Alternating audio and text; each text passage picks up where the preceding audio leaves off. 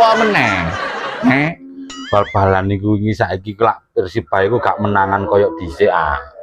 Saiki ku wingi yo gak kalah sih. Nah, Tapi arek-arek iku ngamuk. musuh ndi? Arema. Musuhnya berarti kuat, kok gak sok ngalano. Lek ngalano berarti musuhnya gak enak. Ngono lho. Biyen niku biasane iku menangan kok musuh Arema.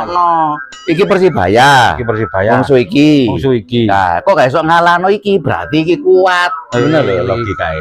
Ah lek iki gak kuat iso ngalano. Ngono. Lho mak ngono lho jane ku. Wah, goblok-goblok arek-arek iku. Lah ngono kok wing kok direwangi gegeran. Sing rewangi sapa?